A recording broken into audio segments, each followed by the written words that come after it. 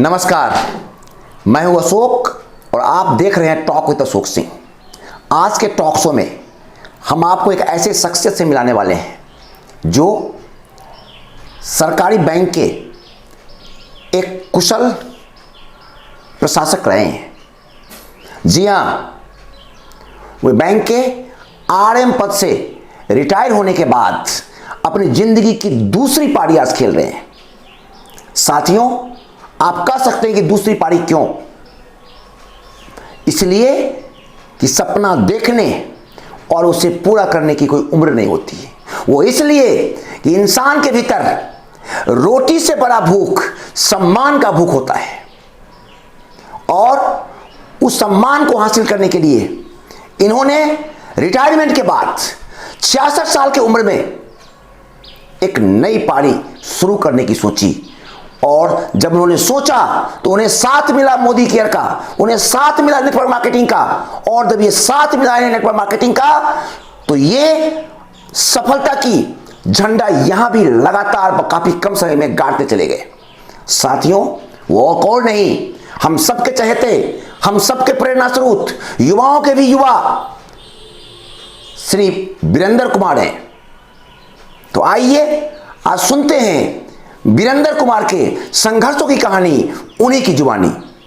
मेरा नाम वीरेंद्र कुमार सिंह है। मैं शुरू के दिनों में जब मैं स्कूल स्टेज में था, उस जमाने में भी मैं एक विजनरी था। मेरे मन में यह भाव था कि मैं अपने समाज, अपने परिवार, अपने गुरुजनों के लिए कुछ बेहतर करूं, एक अच्छा एग्जाम्पल बनूं। मैंने स्कूल टाइम में ही मैंने एक गांव में एक ग्रामीण सुधार समिति बनाया। जब मैं 8वीं 9वीं का स्टूडेंट था और मैं अपने उम्र के जो छोटे छोटे बच्चे थे जो 9वीं 10वीं में थे, सभी लोगों को उसमें जोड़ा और जोड़ करके हम लोग, जब भी मैं गांव आता था बैठक करता था, गांव के बारे में हालचाल जानता था, और इस बीच अगर किसी ने कुछ गलत किया तो उसकी समीक्षा करता था, उसको पनिश करता था। और इस तरह हमारे एज के ग्रुप के सभी लड़के बहुत ही अच्छे चरित्रवान और अच्छे गुणवान निकले। इतना ही नहीं, मैं उन दिनों स्कूल के दिनों से ही कुछ कल्चरल एक्टिविटीज में काफी बढ़ चढ़ के हिस्सा लिया। कहते हैं ना कि समाज को कुछ रचनात्मक दीजिएगा तो आपको अच्छा लगेगा, और ये बच्चे जो बढ़ती हुई उम्र के बच्चे हैं उनको भटकने का मौका नहीं मिलेगा। तो हम कुछ प्रोग्राम, कल्चरल प्रोग्राम करते रहते थे। उस जमाने में छठ के टाइम में गांव में ड्रामा हुआ करता था, जो हमारे महान विभूति हैं महाराणा प्रताप के ऊपर, जो बड़े बड़े हिस्ट्री क्रिएटर हैं, जो इतिहास में उनका नाम स्वर्णाक्षरों में लिखा हुआ है, उन्हीं लोगों पर कुछ हम लोग नाटक लोगों को दिखाते थे। इंटरटेनमेंट होता था, और इस तरह से हम लोग 15 दिन 20 दिन का प्रैक्टिस करके गाँव को कुछ देते थे। और उन सभी भूमिका में मैं एक नायक के रूप में रहा, और इसको मैं कॉलेज के लेवल तक लेके गया। मैं 1971 में हायर सेकेंडरी पास किया, राम जयालू हायर सेकेंडरी स्कूल गंगिया से। आपने राम जयालू से नाम सुना होगा, वो बिहार के फर्स्ट स्पीकर थे, हमारे बगल के पड़ोसी हैं, और उन्हीं के नाम पर ये हमारा हायर सेकेंडरी स्कूल है। मैं वहीं का प्रोडक्ट हूँ, और वहाँ से मैंने 71 में हायर सेकेंडरी किया। उसके बाद बिहार में उस जमाने में मेरा 8वां पोजीशन था। मुझे नेशनल स्कॉलरशिप मिला, सरकार की ओर से मुझे डायरेक्ट मेरे पते पर ये फॉर्म आया, उसको फिलअप करके मंगाया गया, और उस जमाने में 1400 रुपया सालाना हमें नेशनल स्कॉलरशिप मिलता था, जिससे अपनी 1400 का मतलब है कि आप स्टूडेंट का, जो इंटर में हम लोग थे 71 में, मैं कॉलेज सीएम साइंस कॉलेज में मेरा एडमिशन हुआ, और मैं सीएम साइंस कॉलेज में इंटर साइंस में एडमिशन हुआ। और उस जमाने से मैं अपने जो पर्सनल एक्सपेंसेज हैं उस जमाने से ही मेंटेन कर रहा हूँ। मेरे बुक्स, मेरे कपड़े, वो सब मैं खुद खरीदता हूँ।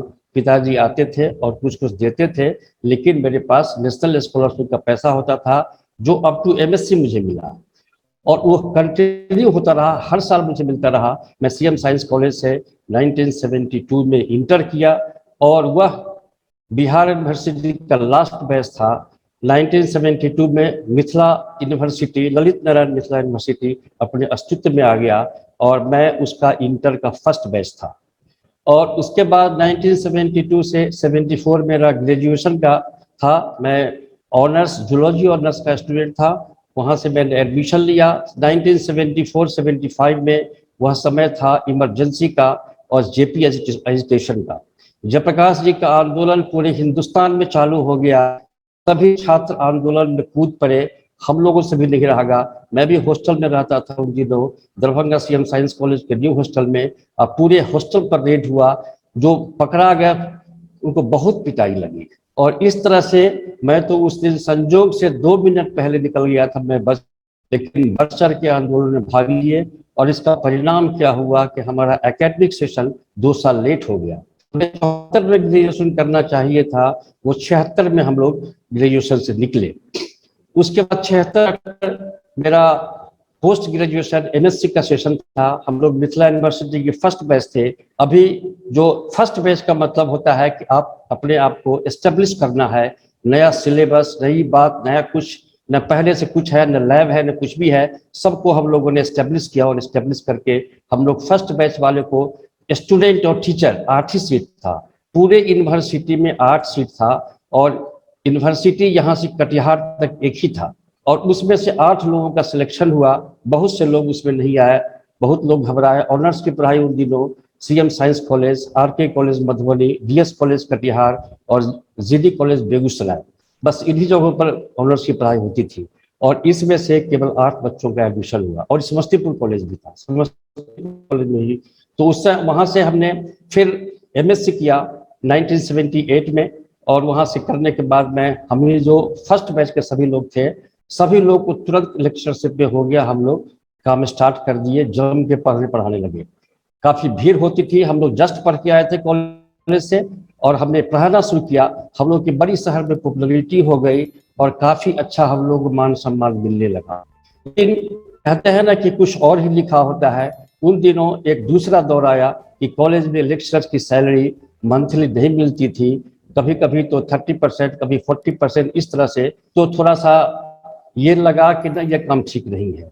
अपने किसी स्टूडेंट के कहने पर मैंने ये बैंक का परीक्षा दिया, किताब भी नहीं खरीदा था। वो उसके कहने पर मैंने फॉर्म भर दिया। फॉर्म भर देने के बाद जब गांव में था तो मुझे चिट्ठी मिली, रिटन एग्जाम इसी दरभंगा जिला स्कूल में हुआ। मैं आ गया, चलो देखते हैं, फीस लगा है, कुछ क्वेश्चन को देख लेते हैं। जब मैं देखा क्वेश्चन को, लगा कि मुझे सभी आता है। मैं उसको निगेटिव एटीट्यूड मान के ही चलो इसको ये पूरा कर लेते हैं। और अल्टीमेटली आई सक्सीडेड। मैं पीओ क्वालिफाई कर गया और मैं बैंक में पीओ के पद पर कार्यरत हो गया। तो मुझे था कि चलो कम से कम इसमें पावर ज्यादा है। इसमें जो ब्रांच मैनेजर डायरेक्ट हम बन गए, उसमें तो एक ही भूमिका होती है कि आप वहाँ के मालिक हैं, उस ऑफिस के सबसे बड़े ऑफिसर हैं। आप जो करेंगे, आपकी जो पॉलिसी होगी, उसी तरह से आपका काम चलेगा। तो कुछ अच्छा लगने लगा, मैं उसमें रम गया करके इतना अच्छा काम किया कि जहां भी रहा, जिस ब्रांच में रहा, जिस रीजन में रहा, जिस पोस्ट पर रहा, कीर्तिमान स्थापित किया और बहुत सम्मान मिला मुझे, बहुत यश भी मिला। और एक जमाने में जब मिथिला क्षेत्रीय ग्रामीण हुआ करता था, तो उस जमाने में मैं हेड ऑफिस का 3 department, district action wing, personal department और टेरियट, का मैं अकेला इंचार्ज था। और काफी अच्छे ढंग से मैंने उसको परफॉर्म किया। फिर मेरा प्रमोशन हो गया, मैं मधुबनी गया। फिर वहां मुजफ्फरपुर से लास्ट में मैं रीजनल मैनेजर होकर के फिर मधुबनी आया और वहां से काम करने लगा। काफी अच्छे एक कुशल ऑफिसर के बारे में ये कहा जाए तो मेरा लोग एग्जाम्पल देते हैं, जैसा सर ने भी कहा। और मुझे आज बहुत संतुष्टि है कि बैंक में अगर सकुशल आप रिटायर हो जाते हैं तो अपने आप में एक बड़ी बात होती है। क्योंकि आपका अगर सीनियर अगर कुछ करता है गड़बड़ तो उसका सीटा आपको भी पड़ने वाला है, और पड़ता ही है, आपको कुछ ना कुछ पनिशमेंट होगा। तो आपको चारों तरफ ध्यान रखना है, नजर रखना है, एक कंसस, एक जागरूक ऑफिसर की तरह आपको काम करना है। और अपने यहाँ एक हवा बनाना है कि अगर हम प्यार करेंगे तो अच्छे काम करने वाले से प्यार करेंगे, और पनिश करेंगे जो 1 रुपया भी बैंक का इधर उधर करेगा, उसको हम छोड़ने वाले नहीं है। एक मैसेज दिया और बहुत अच्छे से, ऊपर वाले की बहुत बहुत कृपा है, मैं सकुशल 2016 में रिटायर हो गया। रिटायर होने के बाद मैं 6 महीना तो मैं काफी एंजॉय किया कि चलो बहुत टेंशन था, अब फ्री हो गए, अब आजाद हो गए, अब हम खुद मालिक हैं, कुछ करेंगे। लेकिन 6 महीना बीतते बीतते मैं ऊब गया अपने इस जीवन से। मेरे आगे मेरा कोई पावर नहीं, मेरे आगे पीछे कोई नहीं, घर में टीवी देखना, न्यूज़पेपर पढ़ना, तो मेरा समय कटना मुश्किल हो गया। तो मैंने डिसाइड किया कि नहीं, ऐसे नहीं काम चलेगा। तो मैं जो ड्रीम था लेक्चरशिप का, तो मैं सोचा कि मैं बच्चों को पढ़ने पढ़ाने का ही काम शुरू करूं। अपने कैंपस में ही मैंने अपना एक ये मैप पास करवा करके लोन ले करके, और इसमें मैंने एक इंफ्रास्ट्रक्चर तैयार किया कोचिंग इंस्टीट्यूट का। मैं सोचा कि अब मेडिकल और इंजीनियरिंग के छात्रों के लिए मैं कोचिंग इंस्टीट्यूट बनाऊंगा, और कोचिंग इंस्टीट्यूट बन रहा था, मेरा पूरा शक्ति उसमें लगा हुआ था। मुझे बैंक से लोन भी मिल गया, उसमें भी सफलता हो गई। बैंक से लोन लेना एक रिटायर आदमी के लिए बहुत टफ होता है। उन दिनों में हम लोग का पेंशन भी शुरू नहीं हुआ था। तो इस तरह से बहुत मुश्किल से, लेकिन फिर भी अपने आप को हम प्रेजेंट करके बैंक में, और किसी तरह बैंक का लोन लेने में सक्षम हो, और शुरू हो गया, भवन का निर्माण शुरू हो गया। और उसी समय फिर एक मेरे जीवन में एक नया बदलाव आ गया। अब कैसे न कैसे हमारे डायरेक्ट अपलाइन हैं सतीश सिंह, मैं उसको याद कर, उसी के माध्यम से उसको थैंक्स भी देना चाहता हूँ। है तो मुझसे मुझसे बहुत जूनियर, लेकिन मेरा अपलाइन है। उसी के माध्यम से अशोक सर, माननीय अशोक सर और शिवेंद्र सर हमारे पास आए, हमसे अपॉइंटमेंट लेके इन्होंने की, और हमें कुछ डेमो दिखाए, कुछ प्रोडक्ट भी दिखाए। तो मुझे डेमो बड़ा चमत्कारी लगा। उससे भी पहले मुझे इन लोगों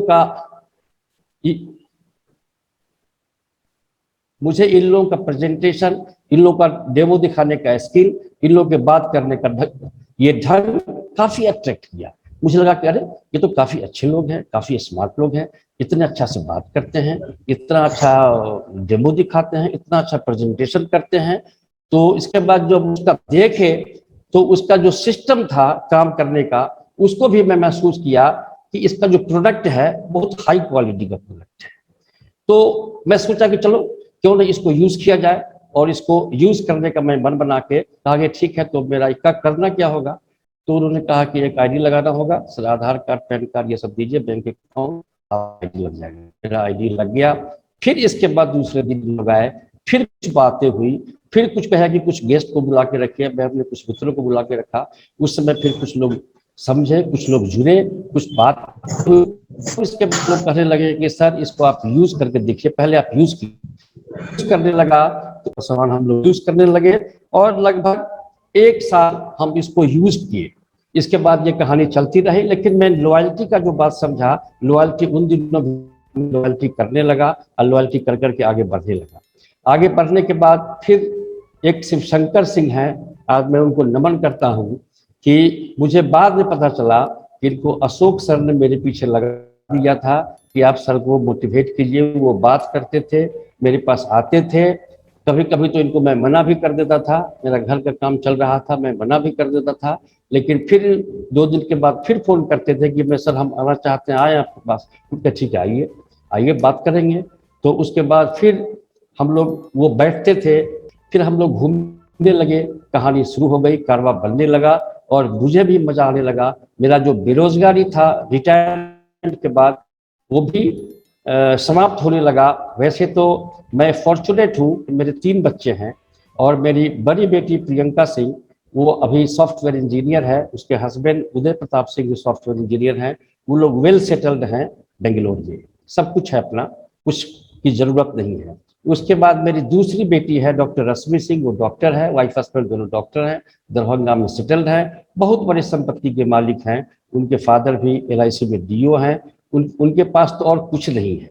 मेरा एक सबसे छोटा बेटा है विशाल, और वो अभी फिर गेट क्वालिफाई किया, जो ऑल इंडिया कंपटीशन होता है, और उसके बाद NIT कुरुक्षेत्र में उसका एडमिशन है। He is pursuing MTech in cyber security. आजकल जो बर्निंग टॉपिक है साइबर सिक्योरिटी, उसमें वो MTech कर रहा है, और बहुत ही अच्छा परफॉर्मेंस दे रहा है। वो सभी मेरे बच्चे, मेरे परिवार में जितने भी रिलेशन के लोग हैं, सभी लोग मोदी केयर सिस्टम में ज्वाइन कर लिए हैं। 100% मैं अपने परिवार, अब मैंने दोनों बच्चियों का परिवार 100% मोदी केयर का प्रोडक्ट यूज हो रहा है, और 100% हम इसको उस मोदी केयर का एक माहौल बनाने में सफल हुए हैं।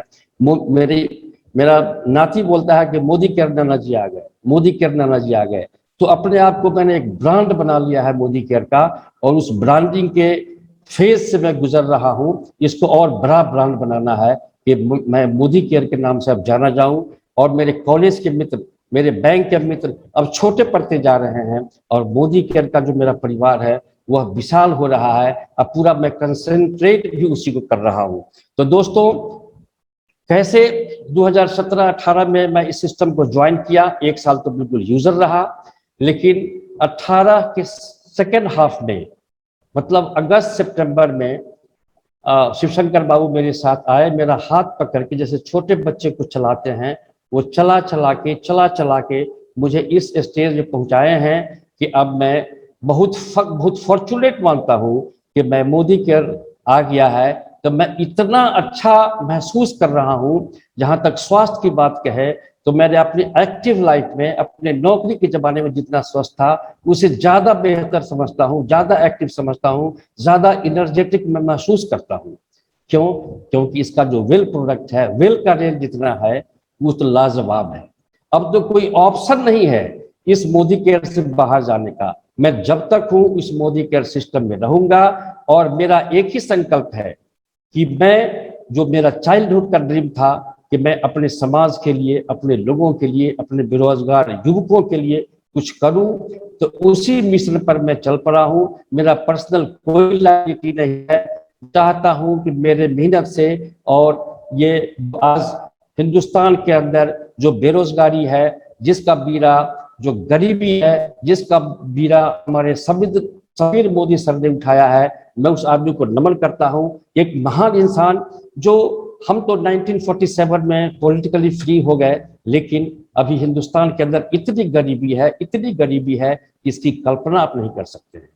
तो अगर इसके माध्यम से अगर कुछ जीवन में हम बदलाव लाने में सक्षम हो गए, तो मैं समझूंगा कि हम, मेरा पूरा जीवन सार्थक हो गया। तो यही मेरा ड्रीम है, यही मेरा विजन है, और इसी पे मैं काम कर रहा हूं, और लगातार काम कर रहा हूं। और इतना एनर्जी देता है ये सब बातें कि कैसे हम अपने लोगों को आगे बढ़ाएं, कैसे उसके लिए क्या कर दे।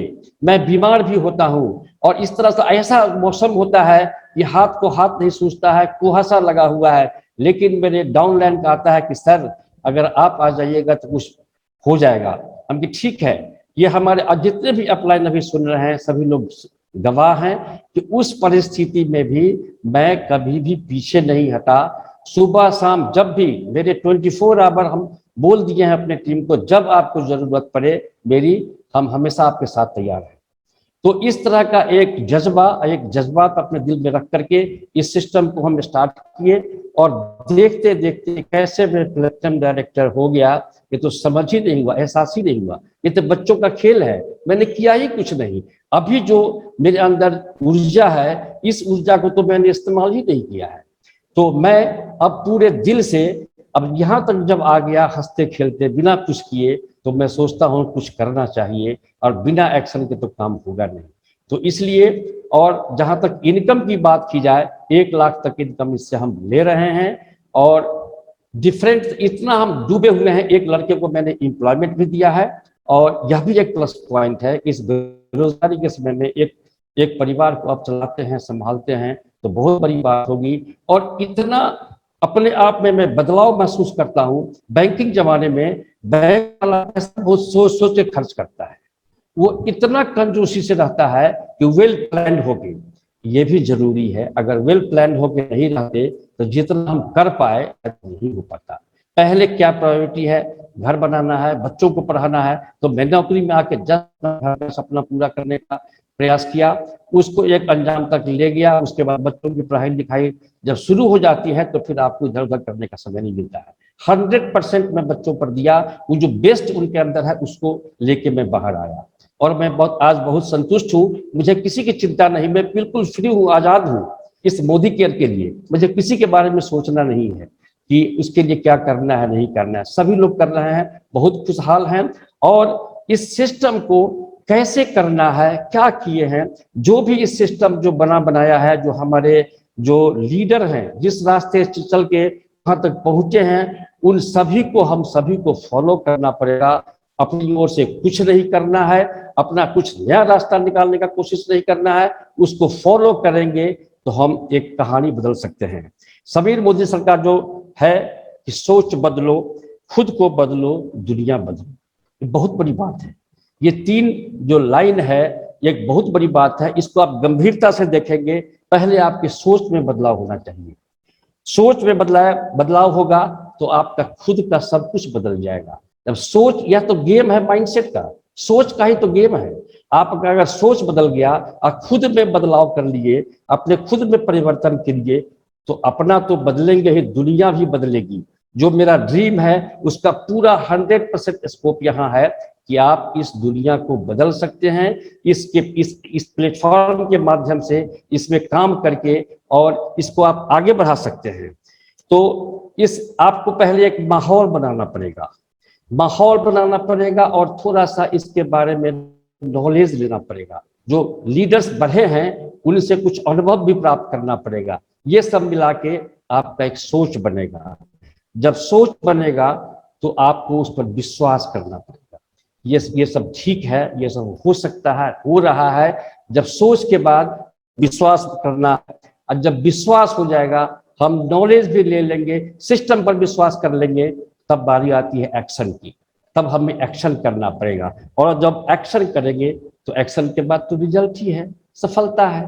तो सीधी बात है, अपनी सोच को स्ट्रॉन्ग करना है, इतना स्ट्रॉन्ग करना है दुनिया कहीं से कहीं हिल जाए, लेकिन इस मोदी केयर के सिस्टम में हमको बने रहना है, बने रहना है और बने रहना है, बस एक ही बात। दूसरा कोई हमें इसको, तो आप एक्शन करेंगे तो सफलता तो आना ही है। एक्शन ही सफलता का राज है। जितना मैसिव एक्शन करेंगे उतना फास्ट सफलता मिलेगा। सक्सेस कहाँ से शुरू होता है, कैसे शुरू होता है, कुछ टिप्स भी है। तो आज जो भी हैं, आज मैं ये प्रयास कर रहा हूं कि जो भी आज सीजन में बने हुए हैं पूरा 100% लेके जाए और अपने आप को उसी में उतारे। Success starts with attitude, starts, आपका सक्सेस जो सफलता है आपके एटीट्यूड से स्टार्ट होगा, और एटीट्यूड क्रिएट्स योर थॉट।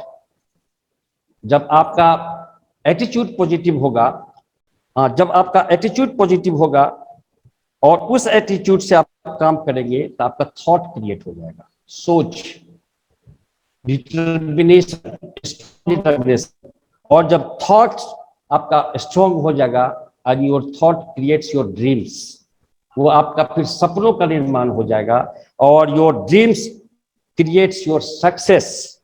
उससे पहले your dream creates your action, and action creates your success. इस सीरीज में पहले हमको एटीट्यूड, अपने माइंडसेट को पॉजिटिव, अपने थॉट को बिल्ड करना पड़ेगा। अपने थॉट को बिल्ड करने के बाद हमें अपने ड्रीम को बिल्ड करना पड़ेगा, और ड्रीम के हिसाब से अपना एक्शन स्टार्ट करना पड़ेगा। और जब हम एक्शन स्टार्ट करेंगे तो हमारी सफलता तो निश्चित है। बड़ा सोचना है, जल्दी सोचना है, सोचने में देर नहीं करनी है। मैं भी बड़ा सोचो और जल्दी सोचो, टाइम वेस्ट नहीं करो। जितना टाइम आगे निकल जाएगा इतना फिर देर हो जाएगी। कोई प्रॉब्लम सर? आप ये सोचे कि बड़ा सोचो और जल्द सोचो। एक बात आपको जान लेना है कि इस दुनिया में हर क्षण परिवर्तन हो रहा है। आप अपने आप को परिवर्तित ना करें, लेकिन हर क्षण दिस अर्थ इज मूविंग। हमारे शिव शंकर सर का एक पुराना कहावत है कि तू न चलेगा तो चल देगी राहें। तो अगर आप नहीं चलेंगे तो रास्ता निकल जाएगा। आप स्टेशन पर बैठे रहेंगे, ट्रेनें सब जाती रहेगी, आप वहीं के वहीं रहेंगे। इसलिए आपको रास्ते पर चलना पड़ेगा, और इसका इतना बड़ा अच्छा एग्जाम्पल है इस गाने में, तू न चलेगा तो चल देगी राहें। आपको चलना तो पड़ेगा ही, आपको बड़ा ड्रीम रखना होगा और जल्दी रखना होगा, और जल्दी अपने सोचने के क्रम को पूरा करना पड़ेगा। लेडीज एंड जेंटलमैन, अभी मैंने कहा कि एवरीथिंग इज चेंजिंग। इस चेंजिंग सिनेरियो में यह जो पृथ्वी है यह भी एडिटिंग कर रहा है। एडिटिंग ये कर रहा है कि इस दुनिया में बहुत स्ट्रगल है, और स्ट्रगल में सफल कौन होगा? आपको एक अपने एग्जिस्टेंस के लिए स्ट्रगल करना है, स्ट्रगल फॉर योर एग्जिस्टेंस। आप एक समाज में एक अच्छा इंसान, एक सफल इंसान बनना चाहते हैं तो आपको स्ट्रगल करना ही पड़ेगा।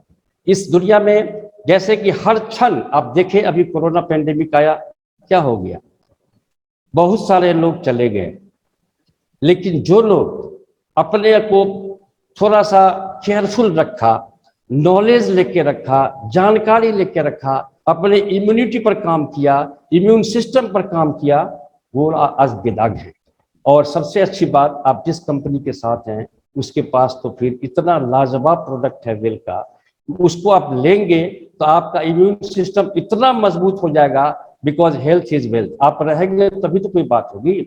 मैं तो इसके लिए बहुत फॉर्चुनेट मानता हूँ, thanks goes to this Modi care system, कि मैं वेल का प्रोडक्ट लेने के बाद इतना स्ट्रांग महसूस कर रहा हूँ, कभी थकता ही नहीं हूँ एट द एज ऑफ 66। तो आप समझ सकते हैं कि बात है, मैं तो इसके बिना रह नहीं सकता हूँ। एक अच्छे हेल्थ का निर्माण एक अच्छा वेल्थ से बेहतर है। तो इस अच्छे हेल्थ के साथ अगर आप फील्ड में उतरेंगे तो और आप और बेहतर करेंगे और बेहतर करेंगे। और इसका जो सप्लीमेंट है उसके बारे में आप नॉलेज लीजिए, उसकी जानकारी लीजिए और वेल पर काम करेंगे तो आपका अचीवमेंट भी फास्ट होगा। इसलिए उसकी जानकारी लेना, पहले उसको यूज करना और शेयर करना बहुत जरूरी है। जिसने केवल वेल पर काम किया उसका पिन बहुत फास्ट चला है। तो एक बात और है कि इस दुनिया में दो तरह के लोग होते हैं, एक रिच पीपल, एक मिडिल क्लास पीपल।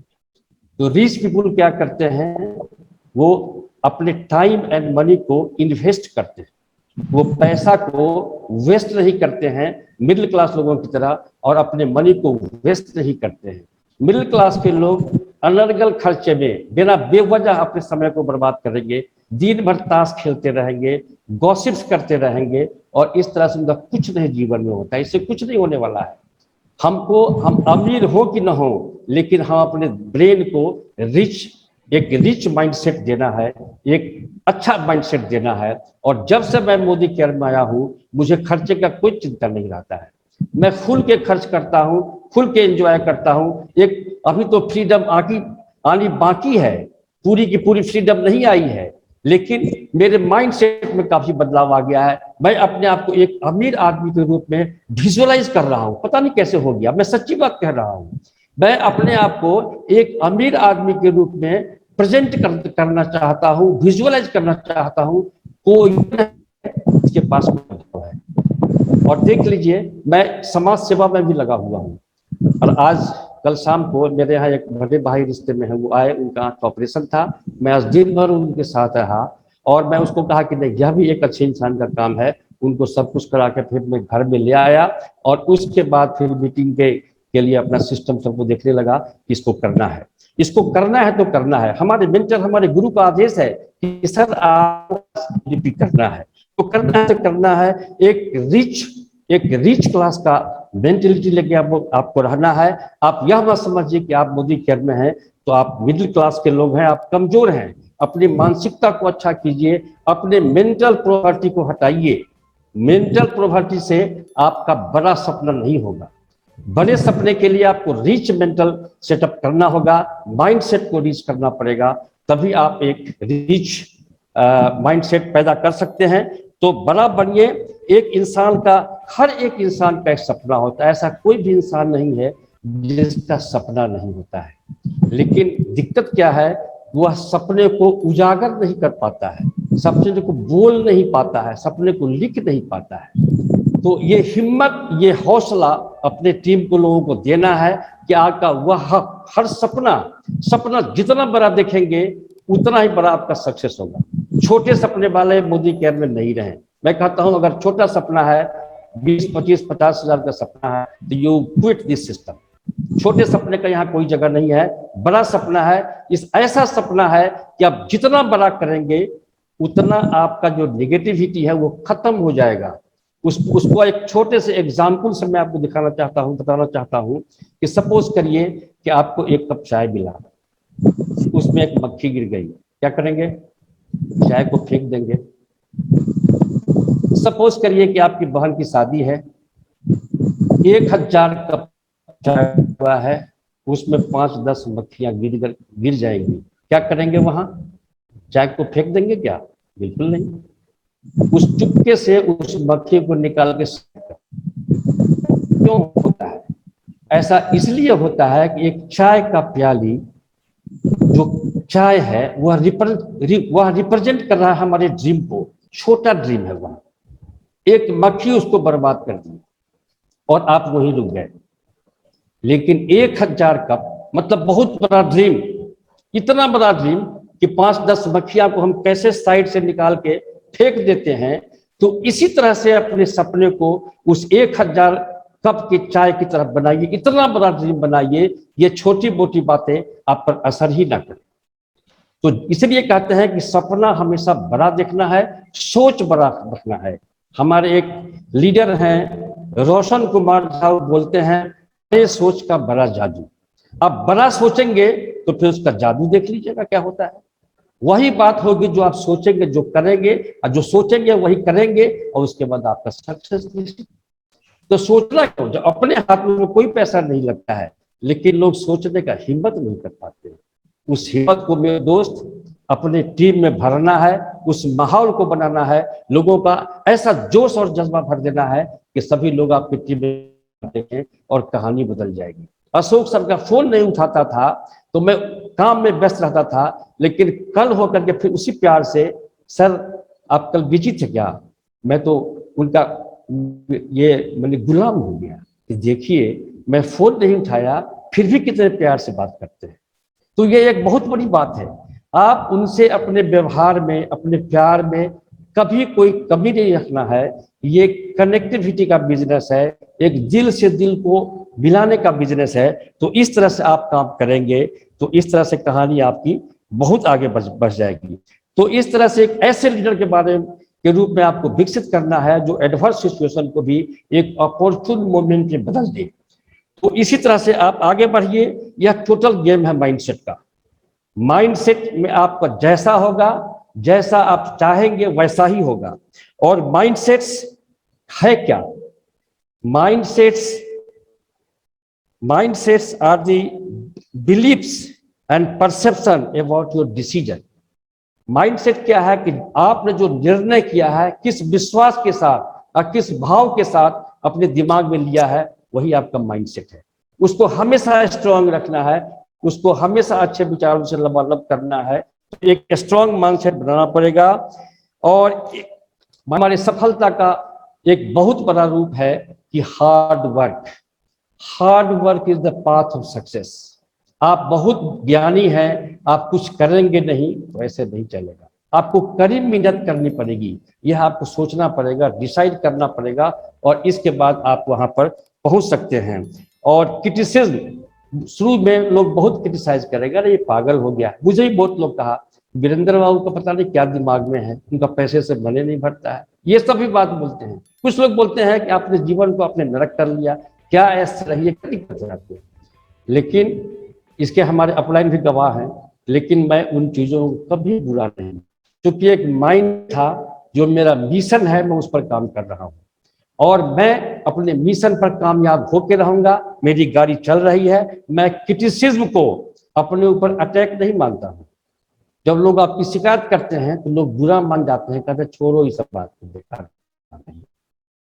जब क्रिटिसिज्म आए तो उसके एक अपॉर्चुनिटी मानिए, वहां पर गुना हो जाएगा। ठीक है, एक दिन यहाँ आके कहेगा, और एक दिन कहेगा कि वीरेंद्र भाई हम भी आपके साथ काम करना चाहते हैं। वो मैं दिखाऊंगा उन लोगों को। मैं अपने दिमाग में परमानेंट लिस्ट बना के रखा हूँ।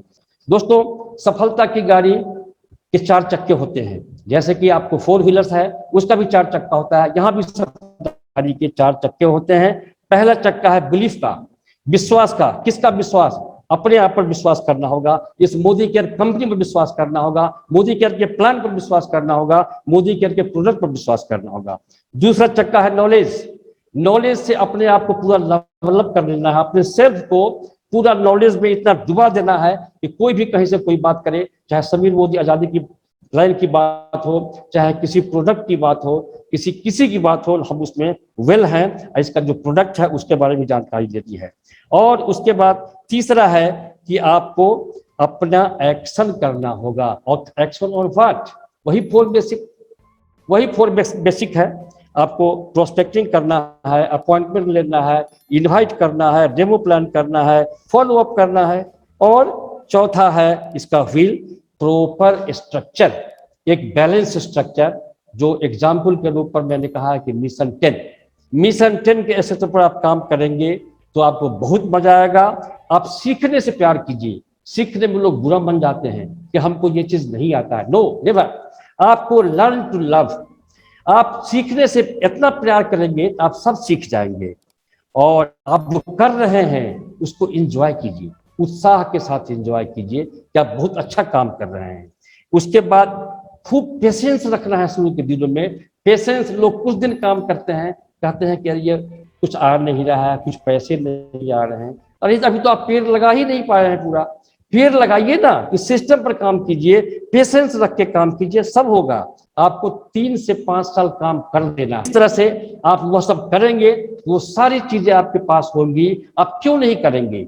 आप मानव जीवन में जन्म लिए हैं, सारी बात जानते हैं, सारे टिप्स आप, अपलाइन का सपोर्ट है, सारे सिस्टम का सपोर्ट है, मोदी केयर आजादी प्लान का सपोर्ट है, इतने अच्छे बेहतरीन जो प्रोडक्ट है उसका सपोर्ट है, तो आप क्यों नहीं करेंगे? तो thank you very much sir, this is all about this session today.